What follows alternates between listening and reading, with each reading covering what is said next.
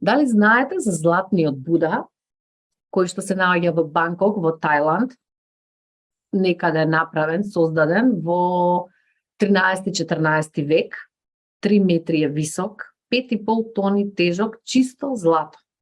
Не знам дали некој од вас, само да направам, не знам дали некој од вас го има, воопшто има дојдено или го има, знае за овој златен Буда. Потеклото на оваа статуа е неизвестно. Тој е направен некаде во 13-тиот и 14-тиот век од нашата ера. Иако е направен во тоа време, се уште не се знае кога точно, навистина кога точно самата статуа била направена. Во текот на, замислете, од 13-14 век некаде во Тајланд имало илјадници војни, освојувања, рушење на градови. И некаде во тој век, некаде 13-14 век се случило ова, замислете, бидејќи имало големи освојувачи кои што освојувале во тоа време или рушеле, убивале села, градови и така натаму, борба помеѓу религиите, помеѓу кралствата и така натаму.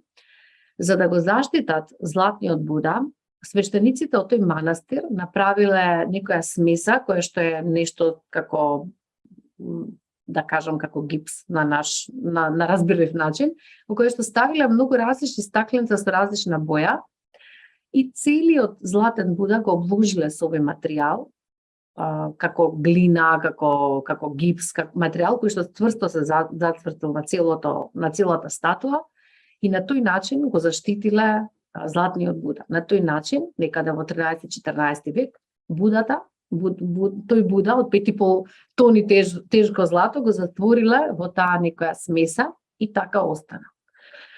Покасно, се случило што се случило со војните, околу 1700 година имало движења, селења на градови, па нови династии доаѓале. Во одреден период овој голем Буда бил однесен и во неговиот храм, каде што луѓето му се поклонувале, бидејќи бил од стакленца направен, целиот дразни бои, бил многу интересен и самото тоа импозантно, огромно нешто, луѓето се поклонувале. Таму некаде во 1800 година се смениле владетелите, па се сменило местото кој што е главен град и едноставно го префрлиле во некој си локален манастир, да кажеме, каде што го оставиле под некаква си, да не кажам, церада или некаков мал кров да седи и бил заборавен повеќе од 200-300 години.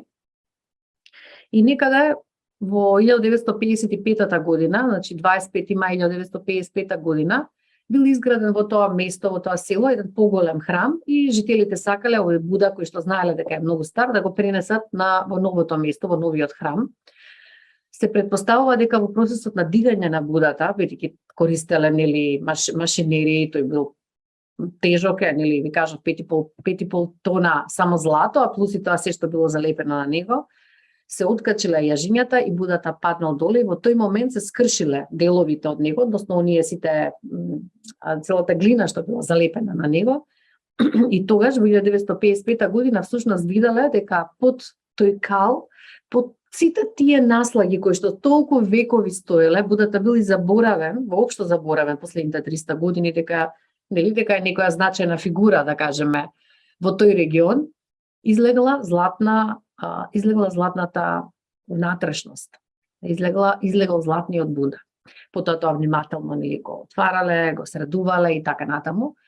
И некаде во 2010 година веќе направиле свечен храм, каде што луѓето да се поклонуваат и тоа е едно од туристичките места каде што одат луѓето таму. Тој, ви кажам, Будата тежи, колку тежи? 5,5 тона злато. Зашто ви раскажувам оваа приказна? Замислете, ние кога сме се родиле, кога сме дошле на овој свет, сме биле чиста душа, чиста енергија, со никакви надворешни влијанија, ниту пак внатрешни мисли за себе дека не сме окей, дека нешто ни фали, дека нешто треба да правиме друго за да бидеме други и така натаму.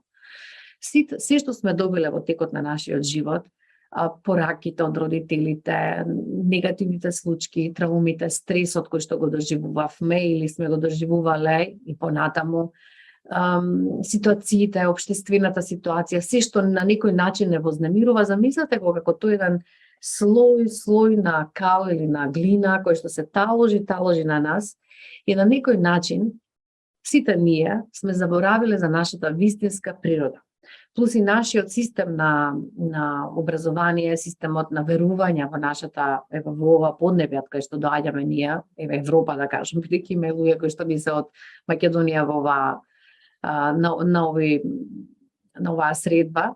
Всушност, сите ние, нашите верувања, никој не научи за нашата вистинска природа. Ние кој ќе се соочиме со одреден страв, со одреден срам или некаква ситуација стресна, тогаш се размрдуваме и тогаш како да напукнуваат сите тие делчиња, нели? Пукнуваат делчиња од нас, паѓаат и тогаш може да заблесне златната наша природа длабоко во нас што е. Всушност, овој тип на работилници, овој тип на работа, што е работа, всушност баш така, го чукаме, чук, нели?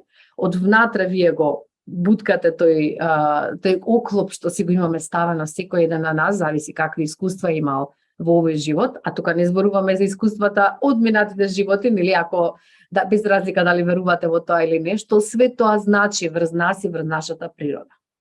Така да ова мене приказна ми е многу инспиративна и ме потсеќа секој пат кога ќе се соочам со некаков предизвик, некаков стрес, дека всушност пука некој дел од мене за да од внатре излезе мојата вистинска природа.